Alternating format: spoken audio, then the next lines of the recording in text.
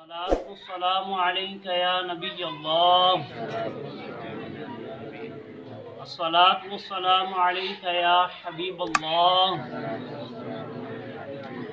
व अला आलिका व अस्हाबिका या नूर अल्लाह। कुरान पाक उतारा जाने का जो मकसद है वो है हुदल लिन्नास, लोगों को हिदायत देना। अब हमने हिदायत हासिल करनी कब है, हमें हिदायत मिलनी कब है, रहनुमाई मिलेगी कब? तो प्यारे और मोहतरम इस्लामी भाइयों, हिदायत मिलेगी उस वक्त कि जब हम कुरान को समझ कर पढ़ेंगे, ना कि सिर्फ ज़बानी पढ़ेंगे। ज़बानी पढ़ने से सवाब मिलेगा। आज मैं एक किताब के अंदर पढ़ रहा था, उसमें ये लिखा है, एक हदीस मुबारक की रोशनी में है जनाब वाला कि जो कुरान पाक को समझ कर पढ़ता है उसको हर हर्फ के बदले 20 नेकियां मिलती हैं, और जो बगैर समझे पढ़ता है उसको भी 10 नेकियां मिलती हैं। यानी कुरान को पढ़ना सवाब, कुरान को समझना सवाब, कुरान को देखना सवाब, कुरान को उठाना सवाब, कुरान की तबलीग करना सवाब, कुरान पाक की हर हर्फ, हर लफ्ज पर मुसलमान को सवाब मिलता है। तो फिर मुसलमान कुरान से क्यों दूर रहे? मुसलमान कुरान से दूर नहीं रह सकता ना।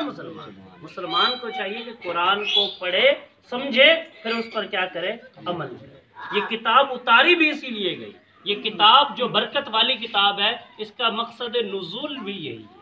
अब हमने एक सिलसिला शुरू किया हुआ रमज़ान मुबारक के महीने में, तकरीबन जो है रोज़ाना की बुनियाद पर एक आयत और फिर उसके तफसीर, उसका तर्जमा और रिवायात की अंदाज में या बुजुर्ग दिन के अक़वाल की रोशनी में हम क्या करते हैं, एक आयत मुबारक को समझने की कोशिश। मस्जिद जाकर हमने एक सिलसिला शुरू किया है जिसका नाम है रमज़ान में कुरान समझ। तो आज भी यहाँ पर इसी नीयत से हाज़िरी हुई है, एक आयत मुबारक फिर उसकी तफसीर समझकर इंशाअल्लाह उस पर अमल की कोशिश करेंगे। हज़रात मोहतरम, अल्लाह पाक ने कुरान मजीद में इरशाद फरमाया, वतआवनु अलल बिर्रि वत्तक़वा वला तआवनु अलल इस्मि वल उद्वान वत्तक़ुल्लाह। अच्छा जनाब, क्या फरमाया गया? फरमाया गया कि ए मुसलमानों से ये खिताब है कि एक दूसरे की क्या करनी है, भलाई और तकवा पर, नेकी और तकवा पर एक दूसरे की मदद करो, और एक दूसरे की गुनाह और ज्यादती पर एक दूसरे की मदद ना करो, और अल्लाह से डरो। इन्नल्लाह शदीदुल इक़ाब, बेशक अल्लाह पाक सख्त अजाब देने वाला है। अब इस आयत मुबारक के अंदर 4 तरह के लफ्ज इस्तेमाल हुए। नंबर 1 जनाब कौन सा? बिर। नंबर 2 तकवा। नंबर 3 इस्म। नंबर 4 उद्वान। तकवा कहते हैं हर वो काम जिसके ज़रिए हम अज़ाब इलाही से बच सकें, उसको हम तकवा कहेंगे। बात से बचना, गुनाह सगीरा से बचना, गुनाह कबीरा से बचना, और दीगर मानी भी मौजूद है। तो ये तकवा है, और तकवा अल्लाह के डर को कहा जाता है। इसके बाद एक लफ्ज़ इस्तेमाल हुआ इस्म। इस्म का मतलब होता है गुनाह, और उद्वान का मतलब होता है अल्लाह पाक की हुदूद में हद से बढ़ जाने का नाम उद्वान यानी ज़्यादती इसको कहा जाता है। अब ये आयत मुबारक बहुत जामे, बहुत माने है, यानी चंद अल्फाज के अंदर जामे माने वो कलाम होता है कि अल्फाज तो थोड़े हों लेकिन उनकी तफसील बहुत ज़्यादा हो, यानी बहुत सारी चीज़ों को थोड़े अल्फाज में जमा कर लेना, जिसको हम कहते हैं कि दरिया को कूजे में बंद कर लेना। तो इसको जामे माने कहा जाता है। इस आयत मुबारक में भी चूँकि तकवा, नेकी, गुनाह, उद्वान के अल्फाज इस्तेमाल करके हम मुसलमानों को ये समझाया गया, ये दर्स दिया गया कि एक दूसरे की जब भी हेल्प करनी है, मदद करनी है, तो वो नेकी के मामलात में करनी है, गुनाह के मामलात में नहीं। अब मैं चंद एक एग्जाम्पल्स आपको इसकी मिसालें दे देता हूँ। नेकी के काम, मदरसा चलाना है, मस्जिद चलानी है, मस्जिद की तामीरात है, नमाजियों को बुलाना है, अच्छा जनाब सहरी करानी है, इफ्तारी करानी है किसी को, अच्छा मस्जिद में चंदा दे दें, मदरसे में दे दें, बच्चों को मस्जिद में दाखिल करा दें। अच्छा जनाबे वाला, कोई आपसे मदद मांग रहा है, हेल्प मांग रहा है, तो उसकी हेल्प कर दें, नेकी के काम में, गुनाह में नहीं। اسی طریقے سے دین کی تعلیم، دین کی تبلیغ، دین اسلام کا پرچار، اس کی تعلیم کو عام کرنا، اسی طریقے سے قرآن و سنت کی تعلیم کو عام کرنا۔ مطلب یہ کہ ہر وہ کام جس میں اللہ کی رضا ہو، جس میں اللہ کی طرف سے ہمیں ثواب ملے، جو کام اللہ کے لیے ہو، جو کام نیکی کا ہو، اس کام میں ہم ایک دوسرے کی ہیلپ ضرور کریں۔ بلکہ اللہ نے حکم ارشاد فرمایا تعاونوا علی البر والتقوی، کہ نیکی اور تقوی کے کام پر ضرور مدد کرنی ہے۔ اور گناہ کے کام، مثال کے طور پر آپ کو کوئی کہتا ہے کہ مجھے فلاں شیطانی کام کی طرف مجھے رستہ دکھا دو، ہیلپ کر دو، گناہ والے کام کی طرف مانگتا بھی ہے تو ہیلپ نہیں کرنی۔ غیبت ہے، چغلی ہے، حسد ہے، تکبر ہے، جھوٹ ہے، بد کلامی ہے، فحشی ہے، جناب اسی طریقے سے گناہوں کے اڈوں کی طرف چل رہا ہے، گناہوں کے اڈوں کو آباد کرنا ہے، ناجائز کاروبار ہیں، ناجائز کمپنیاں ہیں تو جنہوں نے کھولی ہوئی ہیں، آپ وہاں کام کر کے بھی آپ ان کے پارٹنر، آپ ان کے گناہ میں شریک بن جاتے ہیں، یہ بھی نہیں کرنا۔ گناہ کا کسی نے اڈا آباد کیا ہوا ہے تو آپ اگر وہاں جا کر ملازم بن جاتے ہیں تو گناہ میں آپ اس کی ہیلپ کر رہے ہیں، آپ مدد کر رہے ہیں، یہ بھی نہیں کرنا۔ تو پتہ چلا جناب والا کہ گناہ کا کوئی بھی کسی بھی طرح کا کام ہو، ہم نے کبھی بھی اس کے اندر کسی کی ہیلپ، کسی کی مدد نہیں۔ کیوں؟ فرمایا واتقوا اللہ، اللہ سے ڈرو کہ اللہ پاک شدید سخت عذاب دینے والا ہے۔ ایک روایت میں آتا ہے، حدیث مبارکہ ہے، حضور علیہ السلام سے کسی نے پوچھا کہ یا رسول اللہ صلی اللہ علیہ وسلم نیکی کیا ہے؟ تو آپ علیہ السلام نے کیا ارشاد فرمایا؟